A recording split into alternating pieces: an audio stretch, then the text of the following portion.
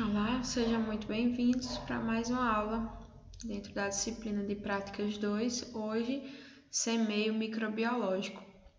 Na última aula, relembramos aí os tipos de meio de cultivo e para que cada um é utilizado, né? A finalidade de cada um.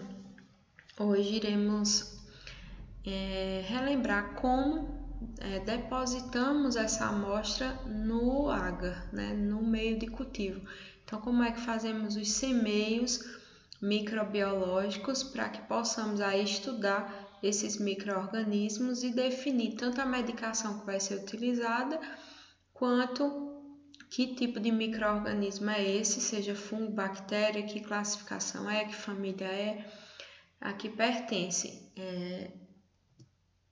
Dentre os meios de cultivo, temos aí meios sólidos, semissólidos e meios líquidos, também conhecidos como caldos.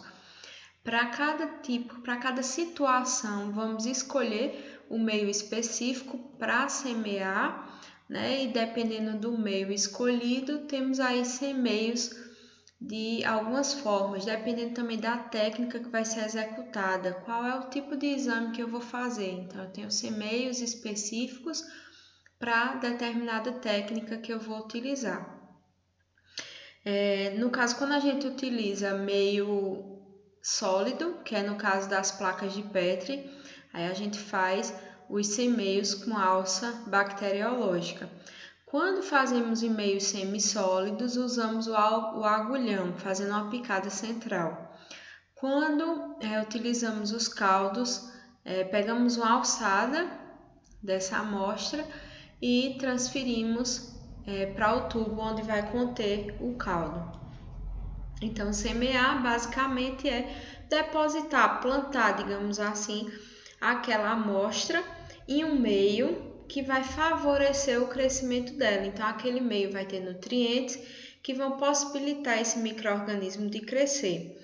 Para que ele cresça, ele tem que ter alimento, ele tem que ter para fonte energética, né, para ele fazer fermentação e gerar energia. E ele precisa de uma condição satisfatória de temperatura. Lembrando que quando ele está no nosso organismo, quando a gente retira uma amostra para analisar, a gente está tirando a fonte de nutriente daquele micro-organismo se ele estiver presente na amostra, né? Então, vamos citar um exemplo. Eu tenho um paciente que ele está com infecção. Quando eu tiro essa amostra dele, com o tempo, as células que estão presentes nessa amostra, elas vão começar a desintegrar, começar a morrer, a depender do tempo que eu faça esse semeio, do tempo que eu demore para fazer esse semeio, porque justamente elas não têm como fazer ATP e não tem fonte energética. Outras são sensíveis ao ar, são as bactérias anaeróbicas, por exemplo. Então, para cada situação, temos que ter uma preparação adequada para que a gente tenha um semeio e tenha um diagnóstico adequado no futuro. Então, semear é a parte inicial desse processo, onde eu vou depositar essa amostra no meio de cultivo, que vai servir como uma comidinha, como uma fonte energética para essa bactéria, e ela vai estar abrigada na placa de Petri. Então, a gente dá casa e comida a esse micro-organismo. Outra coisa que eles precisam de temperatura adequada. A temperatura do nosso corpo varia aí entre 35 e 37 graus Celsius em um país tropical, né? Em outros países ela pode estar diferente. Então, a gente tem que oferecer a esse micro-organismo as condições que ele tinha quando ele estava no nosso corpo. Então, eu tinha aí uma boa temperatura, né? Tinha alimento, fonte energética, e é isso que eu ofereço quando eu coloco ele no agar e quando eu coloco na estufa aquecida a 37 graus Celsius. Então, eu estou dando condições para que ele cresça, para que a gente consiga estudar, consiga definir que micro-organismo é esse e consiga indicar para o médico qual medicação que ele deve utilizar. Então, basicamente, a gente sabe que os micro-organismos, eles fazem fermentação, é um tipo de respiração, né? A fermentação é uma fonte energética para que eles consigam se manter vivos. e quando eles fazem isso, eles utilizam uma fonte energética que é um açúcar. Tá? Eu tenho glicose, lactose, sacarose, todos são açúcares que eles vão transformar em ATPs. Então, nesse meio de cultivo, a gente está oferecendo isso para ele. Quando a gente tem um processo de fermentação, ou seja, esse micro-organismo utilizou os nutrientes desse meio, a gente vai ter uma mudança de pH pelos produtos gerados com essa fermentação. Com essa mudança de pH, aí a gente vai ter uma coloração, uma mudança de coloração desse meio, indicando aí que houve um consumo desse nutriente. Então, sempre que o meio muda de cor, aconteceu reação ali, certo? Seja de produção de H2S quando fica preto, seja de fermentação de açúcares, né? Seja de utilização dos componentes desse meio como fonte energética. Então, basicamente, o meio mudou de cor, houve um processo ali, né? Houve provavelmente uma fermentação para utilizar aqueles nutrientes como fonte energética. Então, quando a gente faz esse semeio, a gente pode utilizar aí o agulhão, que é esse que, como o próprio nome diz, parece uma agulha longa, né? Tenho alças de vários calibres, tanto de níquel como de cromo. Tenho aqui o Drygalski, que é essa que parece um rastelozinho com a pontinha entortada. Essas ficam nesse suporte, as de níquel e cromo ficam no suporte próprio. E temos aí as descartáveis, que são as que nós utilizamos aí nas aulas práticas. Então, ela só deve ser aberta, né, tirada da embalagem estéril no momento que for ser utilizada para evitar contaminação, porque a gente não pode flambar, obviamente, elas, porque elas são de plástico. Já essas aqui eu posso reutilizar várias e várias vezes, tendo cuidado de fazer toda a limpeza dela e de flambar antes e depois do semeio. Flambar no bico de búzia até que ela fique rubra, até que fique vermelha. Então, a gente espera esfriar um pouco, porque também eu não posso fazer esse semeio com a alça quente, no caso dessas de cromo ou de níquel, porque eu estaria matando boa parte ali de micro-organismos, né, dessa amostra. Então, a gente espera esfriar, esteriliza ela na chama e espera esfriar.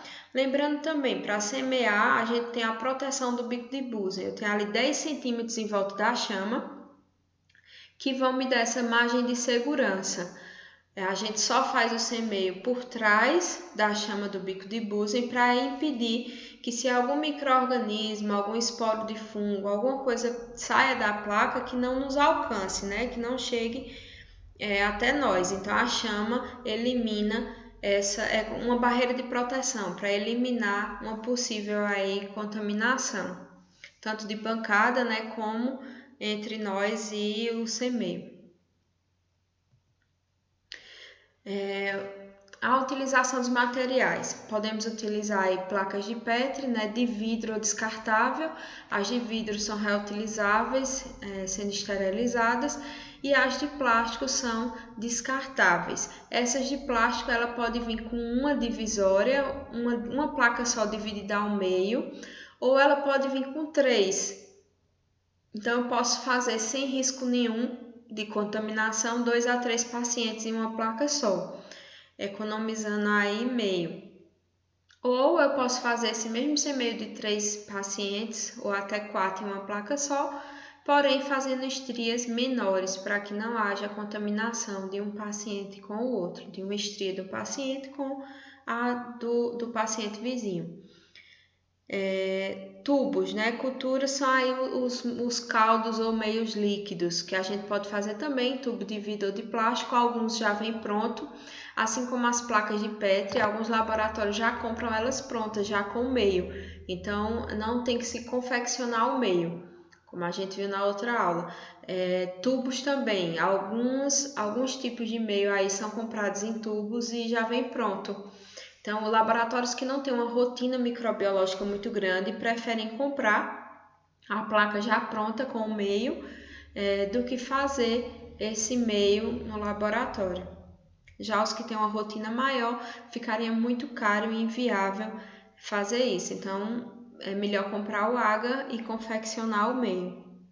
As alças de inoculação, eu posso usar, como eu falei, alças de platina, níquel, cromo, as de plástico. Eu posso fazer tanto inoculação como repique. O que é um repique? Quando a gente está estudando um micro-organismo ali de uma amostra do paciente, eu preciso de mais tempo, eu preciso de uma colônia isolada, uma cultura pura, que a gente chama, sem interferências, sem contaminações. Então a gente faz o primeiro semeio, quando nasce, a gente tira uma colônia daquele semeio e tira uma colônia daquele meio e semeia ela novamente. Então eu teria aí uma amostra mais pura, né, para trabalhar. Ou quando eu estou estudando um micro-organismo, quando eu preciso dele para fazer outros testes e eu tenho que manter ele vivo na minha biblioteca, né, digamos assim. Então, a biblioteca microbiológica, do mesmo jeito que a gente tem a soroteca, eu posso ter aí alguns micro-organismos guardados para fazer alguns testes adicionais. Então, quando eu necessito disso, eu tenho que ficar fazendo repiques, porque senão ele morre. Aquele nutriente que ele utilizou do meio vai chegar um momento que vai estagnar, ele vai consumir todo. E se eu não colocar ele em outro meio novo, ele vai acabar sem alimento, então ele acaba morrendo e o meio resseca.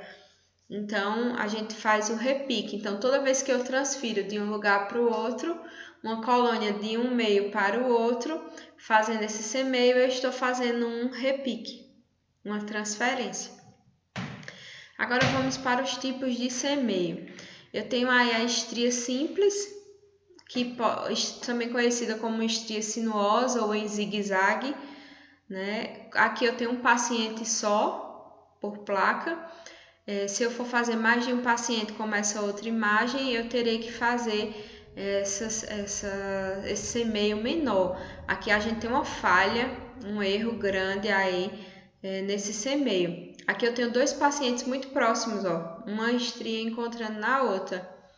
Aqui eu tenho uma estria muito grande e ela está muito próxima desse outro paciente, então eu posso ter aí uma contaminação, também não é indicado. O indicado é que a gente separe com o lápis, né? Aquele lápis permanente que a gente utiliza, o marcador de CD, como a gente chama. Então a gente marca o fundo da placa, divide ele em 4 partes iguais e faz esse semeio menor, para que não haja nenhuma possibilidade de contaminação de um paciente com o outro. Então essa é a estria mais simples que tem. Tem outro método de se fazer ela. A gente pega uma alçada de amostra, faz uma estria central e faz uma sinuosa por cima.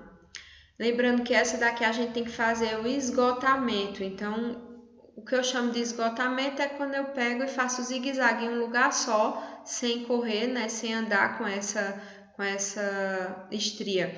Então eu faço zigue-zague para lá e para cá, para que essa amostra seja espalhada, né, e diminua a quantidade dela na alça, e depois eu puxo essa estria para baixo. Então primeiro eu chego, faço o zigue-zague num lugar só para fazer o esgotamento e depois eu puxo essa estria. Ou eu faço, pego uma alçada, faço uma estria central e já venho fazendo o zigue-zague em cima dela. Esgotamento em estrias ou estrias múltiplas.